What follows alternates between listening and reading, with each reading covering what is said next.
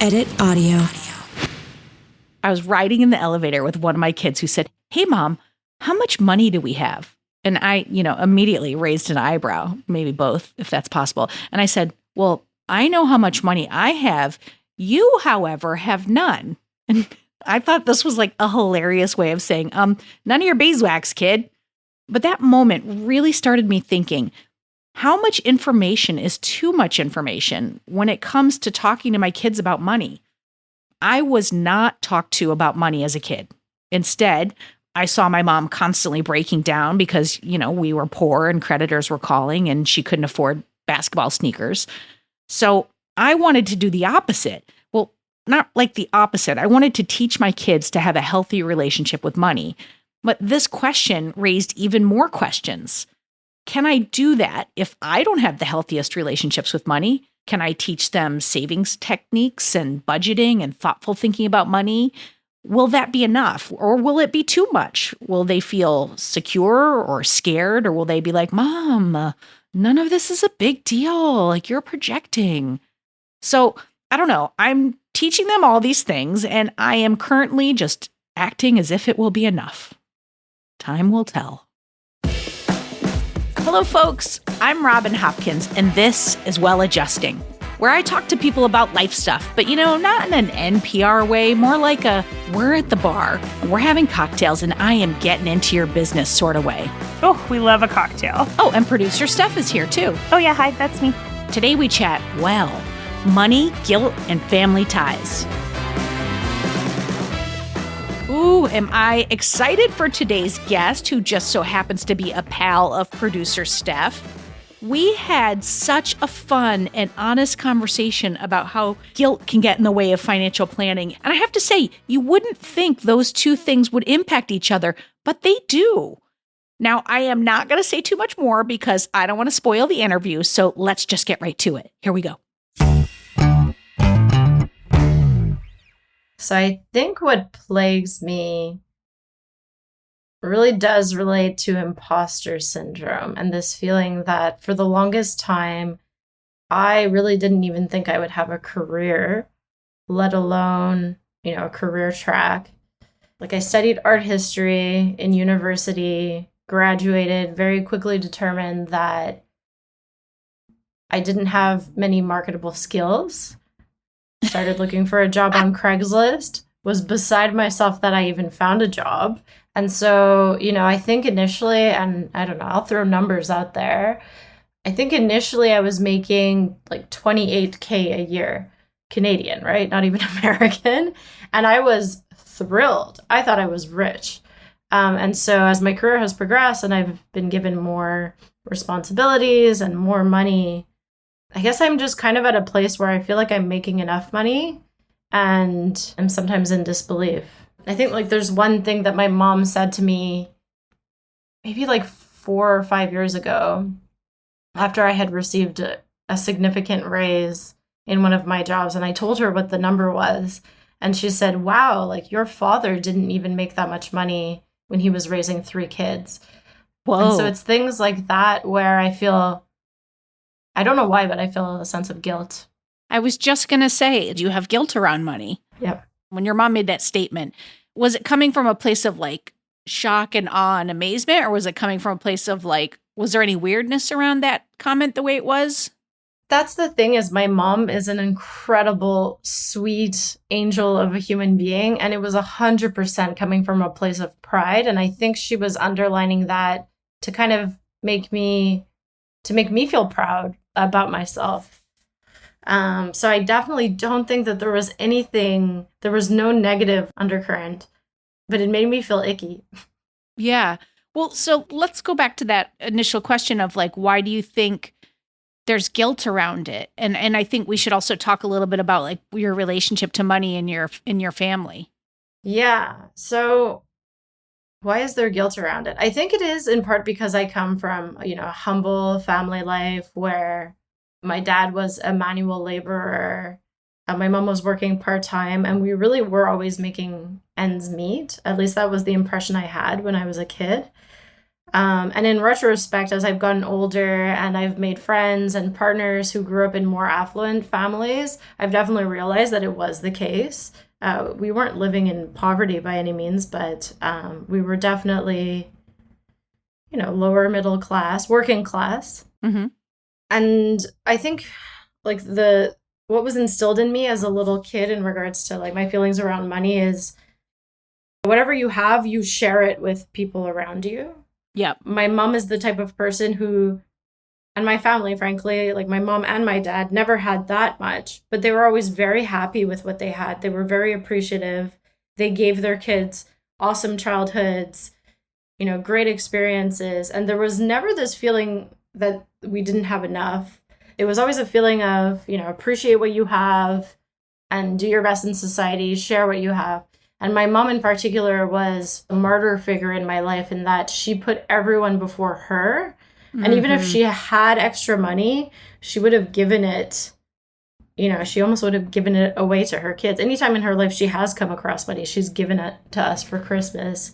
So I guess maybe some of the guilt relates to that and me comparing myself to my mom and thinking if she was in my position, would she be squirreling the money away or would she be, taking us on a vacation or buying us whatever we want? I think it must relate to that. But I do really want to emphasize that I don't think that any of these negative feelings come from my mom. I think she'd be mortified if she heard me, talking this way. Well, then let's not share this with her by all means. Let's not. It's so fascinating what you're talking about because I think oftentimes our relationship to money comes from our family setup and family dynamic, but sometimes it can just be like, your parents, like I know people who came from upper middle class families and they're bad with money because their parents just never talked about money. And it wasn't that there was anything horrible or wrong around it. It's just that it was never normalized in a way and it wasn't talked about in a way. And I'm wondering if you all did talk about money or if it was just through actions. They did imbue in me a sense of you work for your money. So from a very young age, they encouraged me to get a job. I got my first job when I was 15. And that's been a tricky thing in comparison to like certain partners that I've had. Because for the most part, my 2 long-term relationships have been with individuals who came from more affluent families. Mm-hmm.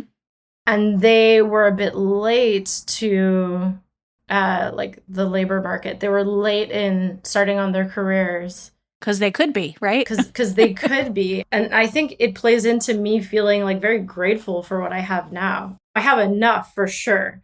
I'm very comfortable.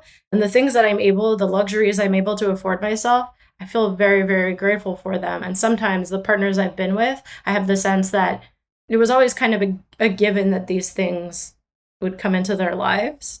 Yeah, I do think that's interesting. Like I was raised with no money. And I had like a period where when my parents were together, they acted like we had money. And then when they got divorced, it turned out we had no money and we owed a lot of money. And then everything was poor. And what's so interesting is I have a similar thing to what you're saying in that I'm like, look at what we did.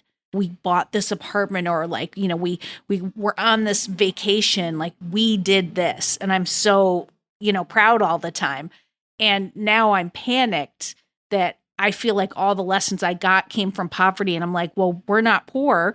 Like we're comfortable. So I'm like, am I going to teach my kids anything? Like it's so hard to know what to model for money. Yeah. We talk a lot about how to model like looks and body image, but we never talk about how to model money to our kids. And I think had my parents told me my dad's salary when I was a kid, which they didn't, I probably would have thought it was an awful lot of money. It's only in retrospect, and of course, inflation plays into that. But the fact that he was raising 3 kids, they owned a house, they had 1 or 2 cars, depending on the time. But yeah, had they told me your dad is making X amount of money, it probably would have sounded a lot for me. I think as a kid, your point of reference for what a lot of money is is kind skewed. Of off. It's skewed. And I can even remember going on a family vacation to New Brunswick, which is in Atlantic Canada. Every year we had family out there and we'd drive over.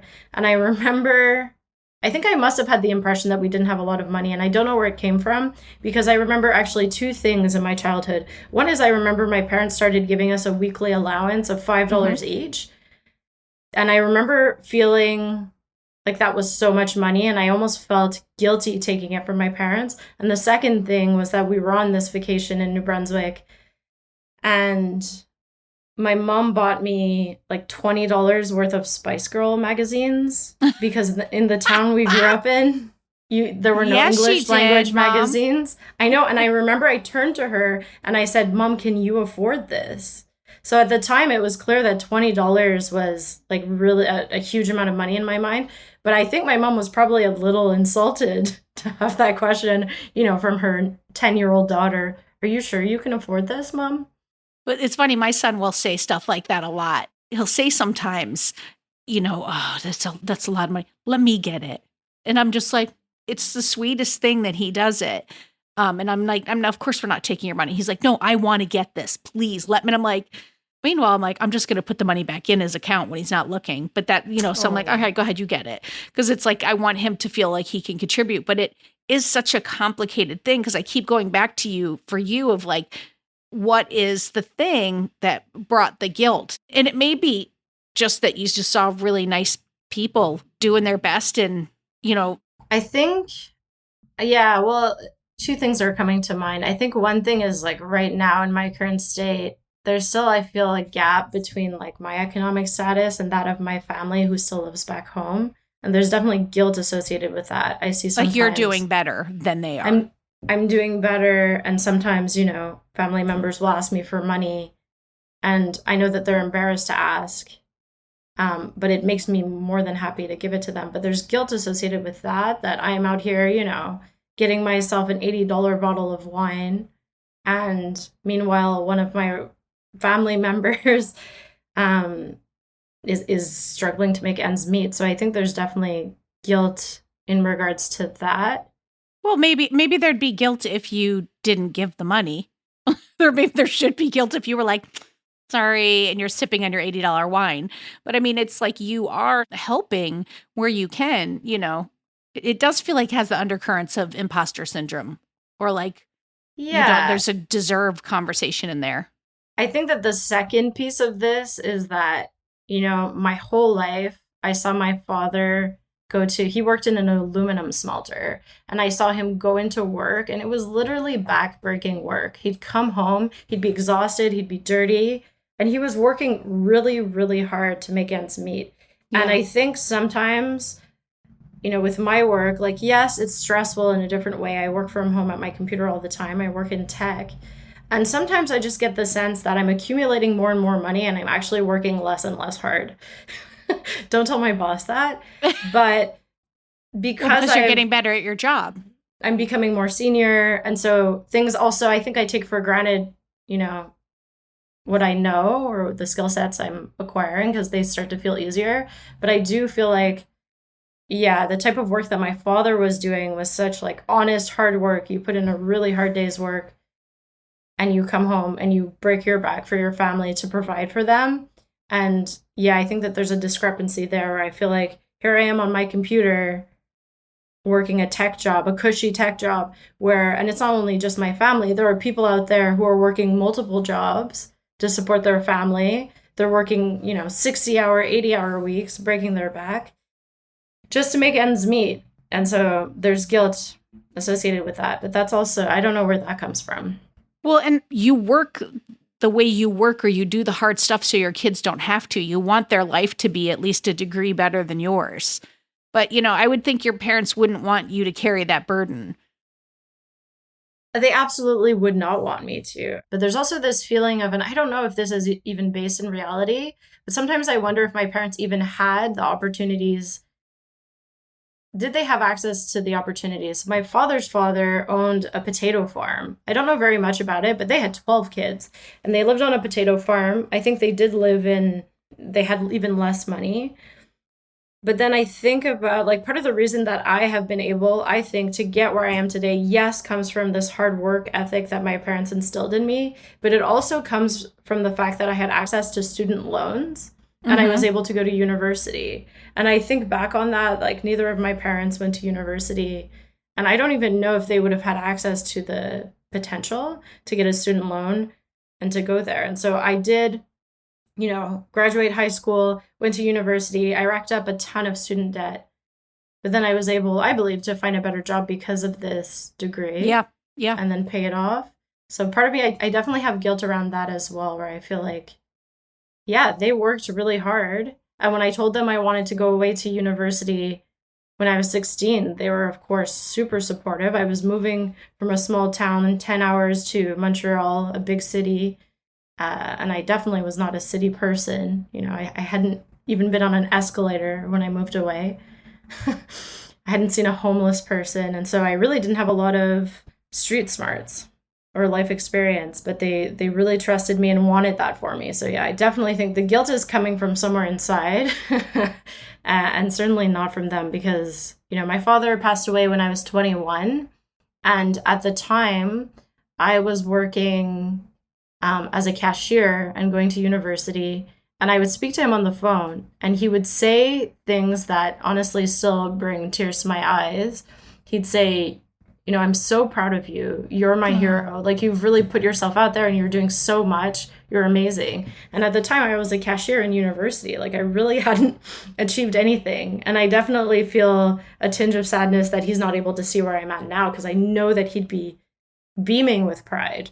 But I think, and my mom is super proud. Yeah. I think you have to, like, you do so much putting yourself down. And like, as you're talking about it, it's like, your dad was proud and you were like, I hadn't even done anything.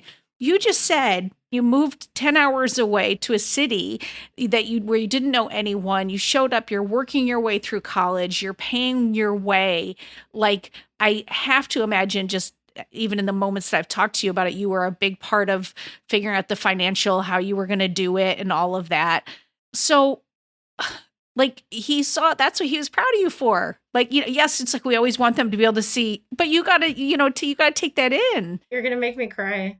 You really did so much. Don't bat that away. I don't want you to bat away your successes and because I think that could be tied to the guilt, you know. Yeah, I really appreciate it. I definitely think it relates back to the imposter syndrome. It definitely does. It's one thing to have empathy, right? But if you are always looking through the eyes of like, oh, but she has it worse than me, you will never be caring towards yourself. There'll never be a space that you're in where you are just caring and kind to yourself. If I was saying the things that you were saying and we were talking, I think you would be like, what's wrong with you? Why are you saying these mean things to yourself? But because you're saying them to yourself, it's okay. Yeah, I feel like that's not okay, Amanda. It's funny because it definitely relates, like, we're talking about finances, but this relates to things I have discussed in therapy that don't relate to finances, where I do struggle to sometimes make space for myself in my romantic relationships, or I have a tendency to always want to put my partner first, sometimes at the expense of my own boundaries, at the expense of my own sanity. And it is, I think, in part things that it's a learned behavior from my mom, who really was that way her whole life. But it's something that I've had to come to terms with, is that when I live my life modeled after hers, I start to feel resentful toward the people around me that I perceive are feeling too entitled to my time and my space. So part of me has had to grapple with, well, I'm not my mom, and you don't have to put everyone before you no matter what. But yeah, somehow I think these things are related. They definitely are. I just want to say one thing. Robin's like, oh, you don't have to like have empathy for like strangers you don't know. But I feel like you only don't have to have that because you already have that. You know, Yes. like some people in the world don't have enough empathy, and they do need to think like, look, I'm making $200,000 and I have no children, no debt, no nothing. And then I can look beside me and my neighbor makes $12,000 and has 4 kids and is taking care of their parents. Like, that is true. Some people are not paying attention to it, but like, you already are paying attention to it. So like, you don't need to put more of that on you. And I feel like that's the same with like, you know, being like a kind person or whatever, like modeling after your mother. It's like, you at your worst self is still better than 90% of the people that we know, probably. Well, except me. You at your least giving, you know, like you at your least giving point, like you being selfish is like, that regular Joe trying their hardest to like care about anyone. As a person who works at a soup kitchen, that's you being selfish. Yeah. I also think I think it's difficult to be raised where someone is, even if they're a wonderful, awesome person, but has like martyr type characteristics, because there is no room for what would I want right now, or what would be soothing to me, or what's a thing that I could buy for myself that would make me feel super nice right now. How do you spend money? Do you spend money? Do you allow yourself to buy splurgy things? We know you get good wine, and I love that for you, and I applaud that decision. Thank you. Do you take yourself on vacations? Would you ever do a spa day? Do you spend money on things that are just nice for you ever? Definitely. I definitely do. Yay. Yes, I would say I spend a lot of money on taking myself and my partner out for nice meals.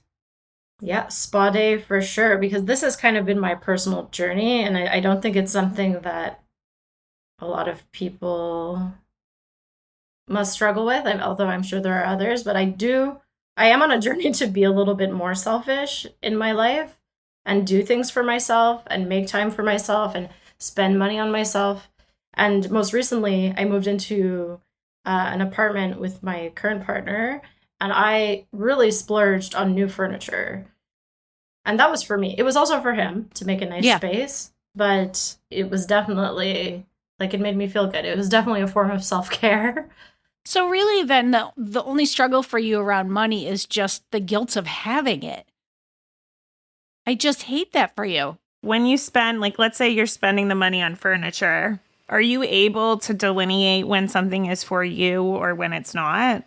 I'll be like, oh, I'm buying Amanda flowers because it's going to make me feel good to see Amanda get flowers. But it's well, am I buying them for Amanda or am I buying them for myself? Well, that's Phoebe on Friends said that there's no selfless acts because you're always doing it ultimately to make yourself feel better. I definitely... Which isn't a bad thing.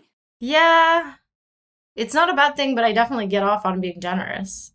But then I also feel gross about it. But if you went for dinner with Jesse or something, would you be okay, this is for me. I want to go to this nice restaurant, so I'm going to pay for this, for Jesse? Or would you feel guilty about that and not do it? In that case, I think it would be a bit of both. Let's say I was picking up the bill. I'd feel like I really want this for myself. But then I'd also feel and now I get to share it with someone I love. So it's kind of a win-win. I don't think there'd be a lot of negative emotions there. But I have been in past relationships where the person made significantly less than me. And I would want to pick up the bill because I wanted those experiences for myself. And the person would then... they would guilt me about it. They would say, we can't go to that spot anymore because you always pick up the bill and that makes me look like a chump. Meanwhile, it was my favorite restaurant.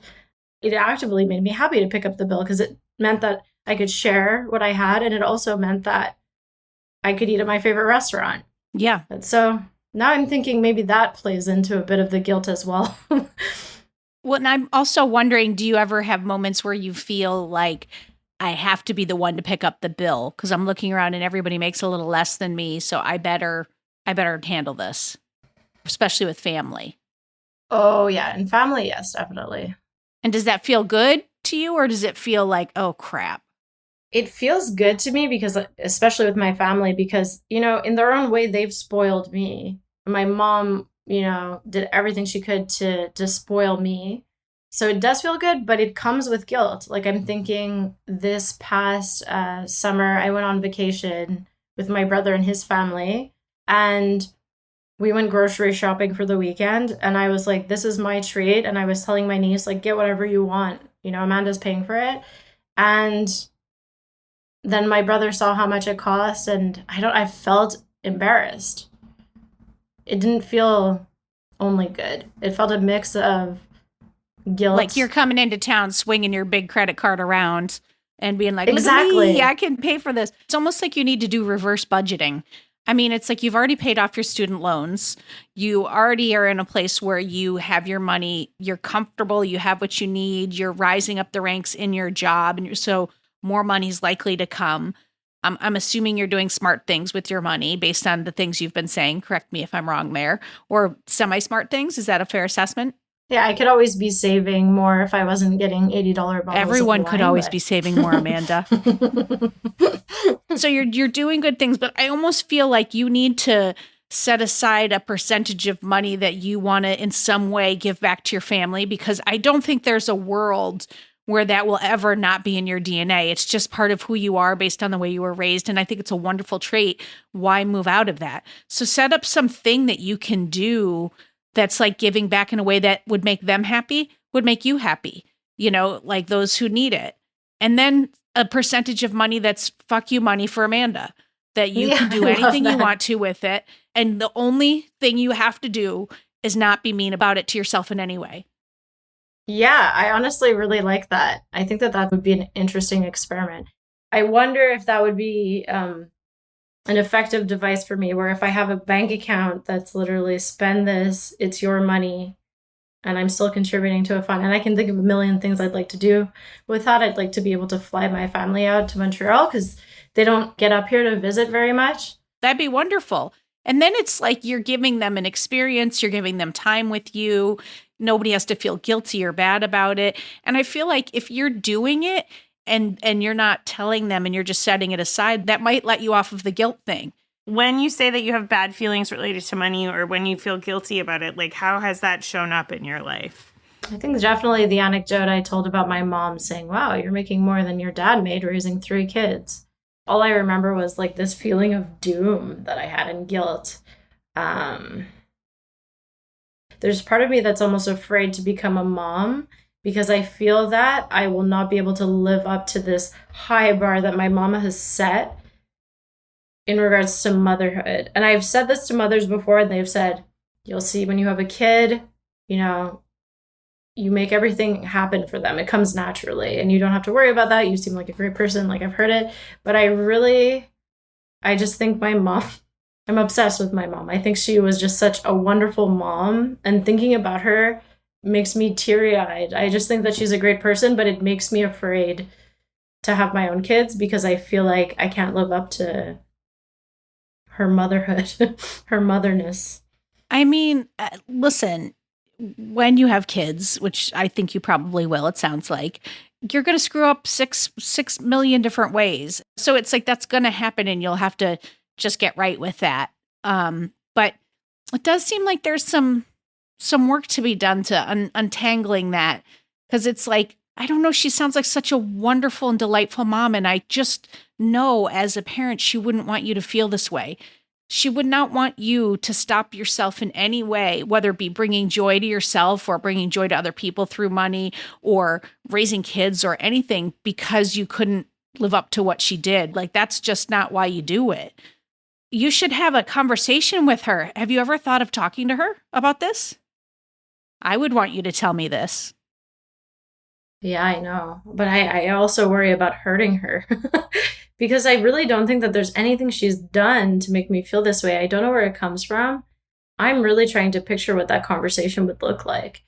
I think, knowing my mom, the outcome would be that she'd put me at ease and she'd comfort me, as moms do. That sounds like a nice thing.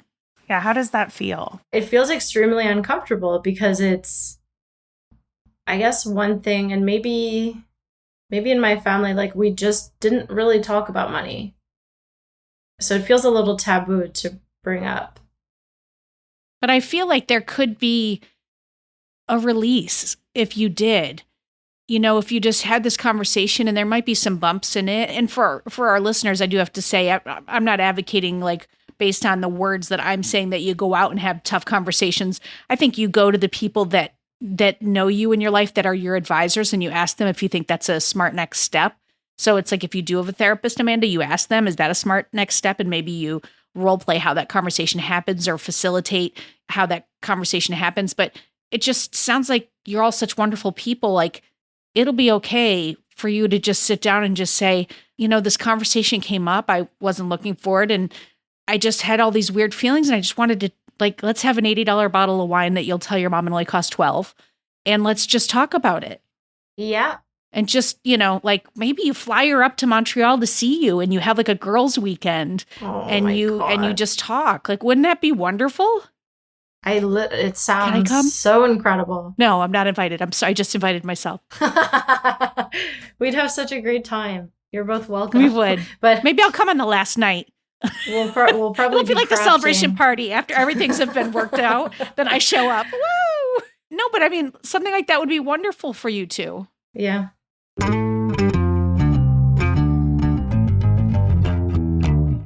All right, people. Raise your hand if you have ever been personally exhausted by email, right? Same, friend, same. We're all so constantly inundated with email. And if you're like me, going through your inbox becomes less about responding to everything and more about just finding a way to keep tabs on the messages that really matter, like the ones from the school telling me my kids are in trouble that I get all the time. Anyway, that's where SaneBox comes in. Think of it as an EMT for your email.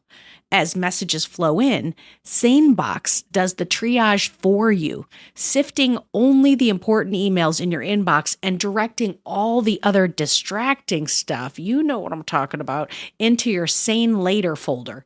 So you know what messages you need to pay attention to now and what stuff you can get to like eventually after maybe a nap or, a cocktail.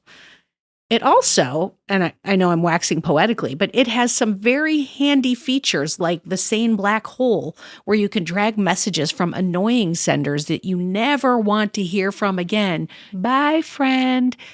Oh, and it also has Sane reminders to ping you if someone hasn't replied to your email by a certain date.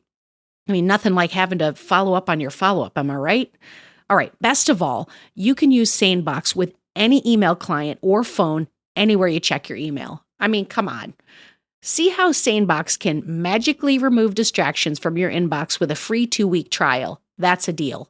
Visit sanebox.com/well today to start your trial, and you're going to get a $25 credit. That's sanebox.com/WELL. Go ahead, folks. Get it.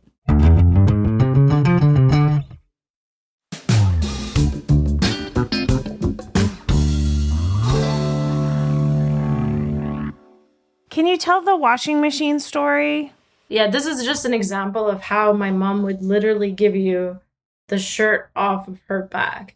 But essentially, so my eldest brother has started a beautiful little family. He has 2 gorgeous daughters who are 7 and 11 years old, and he has a beautiful wife, and they have 2 cars, and they purchased their first home, or I think they rented a home, but it was their first home that was really theirs with their kids and their garage. And when they moved in, they didn't really have the money to be able to fully furnish it or deck it out. And my mom insisted on giving my brother all of her appliances. So her fridge, her stove, her washing machine, her dryer, and the couch.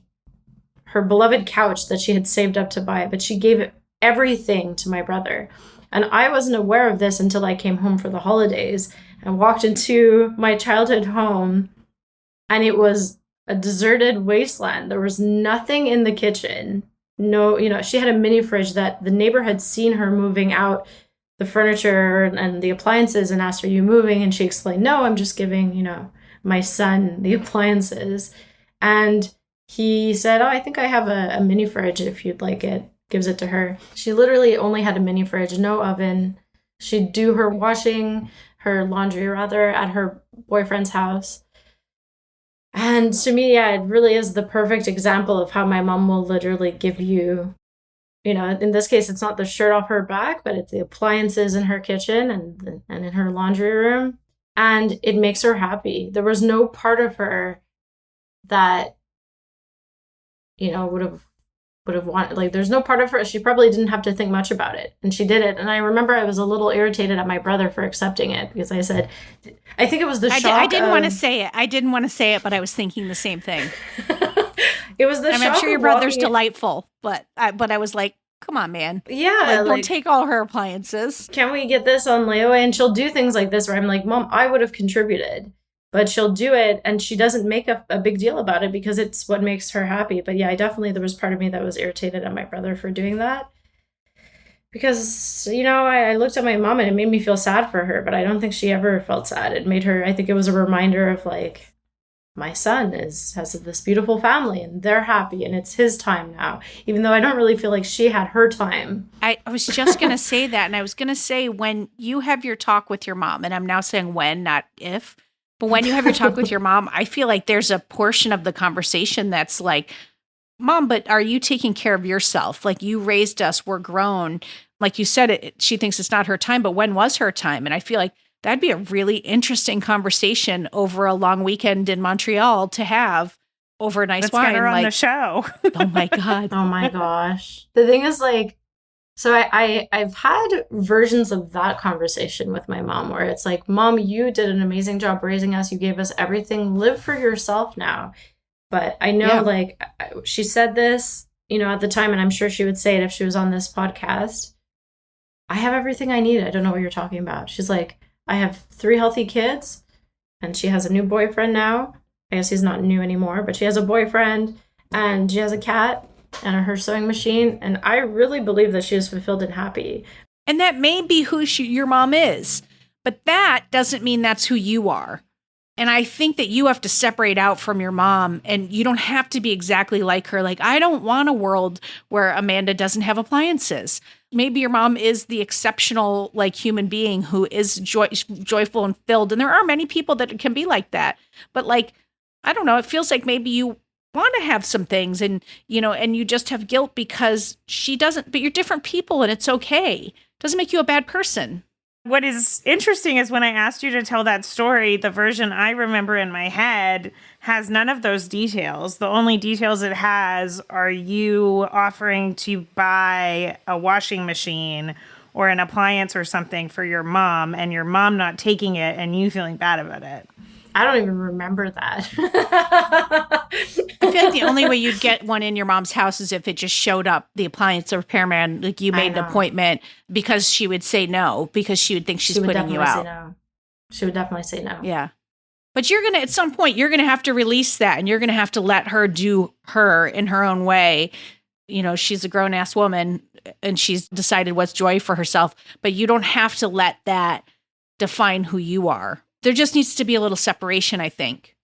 One thing that even just this conversation has made me realize is that this is something that I should try to explore in therapy because, I'm able to recognize that most likely 95% of this is not based in reality. It's me projecting feelings that I assume my family are having onto me, like negative feelings. And I don't know where that comes from, but I do think what I know for sure is that it's a waste of my energy, probably. I would say yes. Yeah.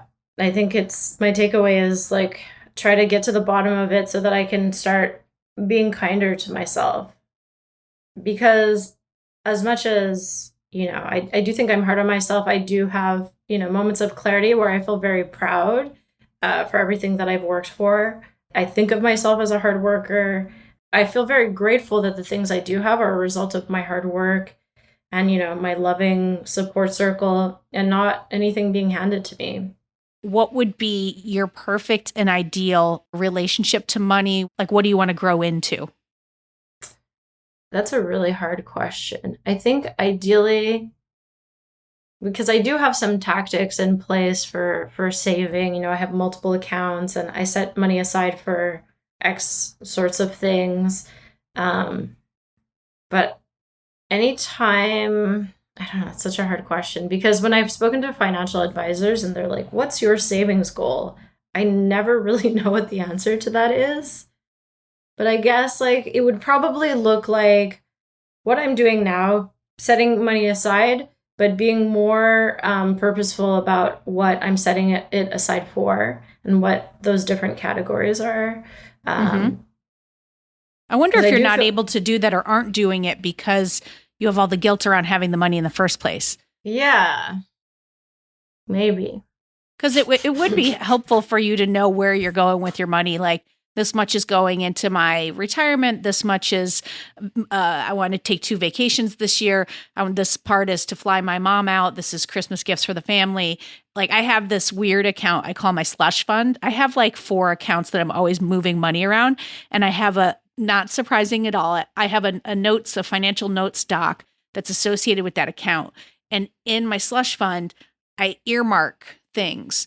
And so there's like maybe whatever amount of money is in there. Let's just say there's $10,000 in there. There's not, but let's just say that. So like when I get my taxes back, I put 1,000 aside for our life insurance. I put 1,000 aside for year end and holiday tips and Christmas. And then when any extra money comes in, I move it into that account. And then I'll go, all right, 500 of that goes toward my retirement money this year. 500 goes toward a future vacation. So I have it all earmarked.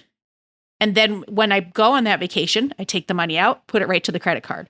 So it's like I think it might be a smart move for you to start to do that and get out of the emotions of money and get into the actual practical things with money. I mean, this is really resonating with me. I guess my question is, how did you learn? Because you have a system. I just made it up.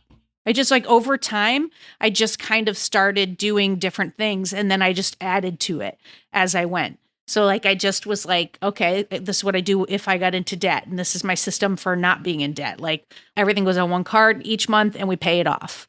And then I save into the future of the year. And I map the year forward. Like I have to save for kids' summer camps. I have to save for, I don't have a traditional job now. I'm self-employed. So I have to save for some retirement money. That's not going to just happen.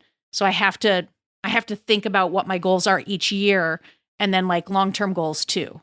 So I think you've just described a much more ideal scenario. I think I wasn't able to describe it because I can't even conceptualize it. The way that I manage my money right now is I have a checking account. I have what I call a liquid savings account. And then I have TFSA savings, tax-free savings account that I just don't touch. And those are long-term savings, but I don't know what I'm saving for. And then I have my retirement fund that I'm contributing to. I think it's meant to be far out that it's okay to not have any specific goals for the time being attached to it.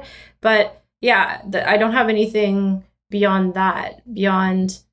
There's the savings account I don't touch. There's the savings account I can touch. What's funny is I consider myself to be a very organized person, but that almost it seems like I'm far away from being able to get that granular. It sounds to me like you have the beginning of that. You have the beginning of that already. And by the way, I can say, number one, why you never thought of it, you were never taught finances. Absolutely. 99% of the people that I talk to, their parents didn't teach them finances. They just, they saw what their parents did with money and they have the feelings around what their family did with money, but the conversations never happen. So that's number one. Number two, you already have the beginnings. You have a savings account that you don't touch, then you have one that you can touch, and then you have your checking. So I have all that. I just, because I'm older than you and because I've saved longer, I took some money out of the savings that I don't touch and put that into high yield because I was like, I'm sick of not getting any money off of this. Then I took some money and I went to a financial advisor and said, now I want you to put that in something and I was like, I don't want to touch it, but I want to be able to touch it. And then as I got older, I was like, okay, here's some IRA money. I don't want to be able to touch it. So it all ties back to your goals. And like I said, the thing that keeps being so clear for me is that how could you possibly be thinking about your goals when you're holding something in your hand that feels tainted? Yeah. Yeah, I think I'm realizing that the order of operations is for me to do a little bit of soul searching and some work on. You're so tech that you said order of operations. I love it. Keep going. Keep going. You're like my KPIs are. I love it. I'm mortified. There's my toxic trait. I love it. Keep going. Keep going. Okay, your order of operations. Go for it. Is for me to explore, do some work on where are these negative feelings coming from? Because I do feel like before I can move forward with being more deliberate about all of this, I need to understand where it's coming from. I think it's coming from somewhere inside of me, but I don't know what's triggering it. So I think that that's number one. And then number two would probably be to set some goals, because I've always shied away from answering that question. And then number three is to get systematic about it. I say to everyone, I think the biggest mistake people make is they start budgeting without first taking a look at what their relationship to money is. You can't do anything different if you aren't addressing what's happening. And it's like you can see what's clear for you is what's happening. And then you can make changes. And the good news is to me is your changes are tweaks. And I really do want to make sure you build in money that's just for you. And I think you'd be one person I would say a line item of philanthropy in some way, whether it's back to your family or something else, because I think that will help you personally with this guilt you have about making money. But like, talk to a financial advisor about that. But first, I think you're absolutely right. You've got to unravel that connection a little bit, whatever that is. Yeah, I really appreciate it. It's definitely given me a lot to think about. We're going to make a mental note that we want to hear back from you later about where this landed. And I also want to say, before I say my huge thanks, the mom in me is going to say this again. Don't you dare beat yourself up. I'm proud of you. I know your mom is proud of you. Your dad is watching somewhere and he's proud of you. And be proud of what you've done. Oh, thank you. I'm very touched. I'm so thankful that you decided to share this with us. This is a wonderful conversation. And I don't think it can ever be said too many times that connection to money is messy and we don't talk about it enough. What I want to know is if there's anyone who has a positive relationship to money, or do we all just feel bad about it? I mean, I think a lot of people have shit around money, like a lot. Because sometimes parents use it as like leverage over their kids. Sometimes, there's a lot of different ways that I think it can go sideways. And also, like I said, I think sometimes we think, well, if they can't hear me say this thing, the kids don't know what's going on. And that's just dead wrong because they can pick up on, kids are very emotionally intuitive and can pick up whatever energies in the house. But I think you have a double whammy. There's a phenomenon that happens with kids is that you either emulate your parents because you think if I'm just like them, they'll love me, or you act in opposition to them. And it's a tough position to be emulating a person who in your eyes was so perfect. There's no room for you to make a mistake or be different. And I have such a different perspective now as a mom. I just can't imagine a world where a woman who sounds as nice as your mom would ever want you to be in that level of pain, which is why I want you guys to talk. Absolutely not. Absolutely not. It's making me emotional. I know she wouldn't want it. Yeah. Until you do talk, you can just pretend I'm your mom and just keep emailing me. It'll be totally fine. And I look forward to it. Thank you. And by the way, if you're a parent or teaching someone you love about money, model the relationship you want them to learn. Think of it just like a love relationship or self-love. If you model healthy talk and boundaries and thoughtful practices and budgeting around money, well, the folks that you're teaching will learn from that because we often repeat the patterns that were taught to us, and that's about good things and about bad things too.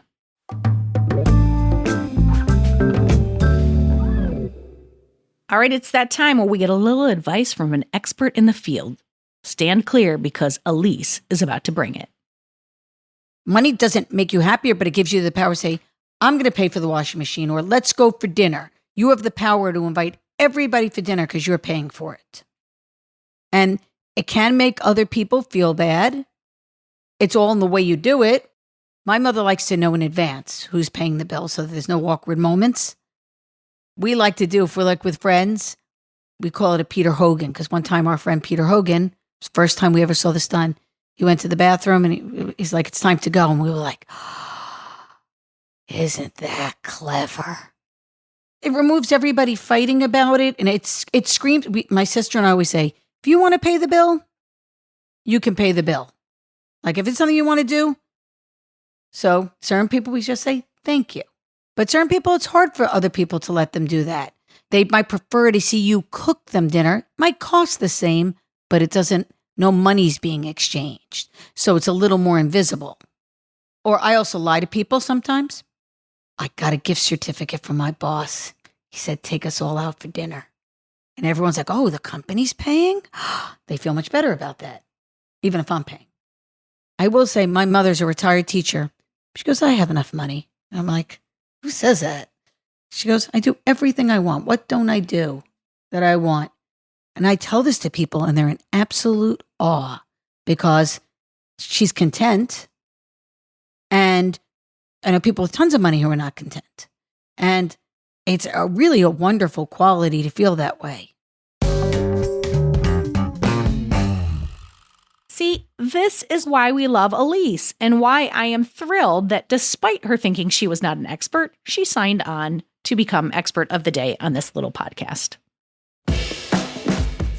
Okay, folks, that's it for today. It's my Mr. Rogers moment. But before we go, I do want to say so many thanks to Amanda. I mean, just opening up and talking about all her money stuff with us. Thank you. For more Robin, and you may need that, you probably don't need it, but like if you do, you can follow me at Real Rob Hops on all the platforms, all the socials, as the kids today say. Well Adjusting is an Edit Audio original, exec produced by Steph Colburn and Robin Hopkins. Thank you to Maria Passingham, Kathleen Speckert, and the whole Edit Audio team. Oh, hey, before you take out those AirPods, this show is just for entertainment. If you are in need of help, please, please, please reach out to a professional. Go ahead and get that help. You deserve it. At Cosmopolitan, we're famous for keeping your secrets and for getting to the bottom of your most burning questions. In a new podcast, we're turning our notorious Cosmo confessions into a safe space to talk out all the gory but helpful details of getting through life's weirdest stuff, from toxic in-laws, the in-laws are going about this the wrong way because that's trash, to friends with messy finances, should you be lending your friends money, to having crushes on your coworker. Listen to Confessions wherever you get your podcasts, and send us your confessions.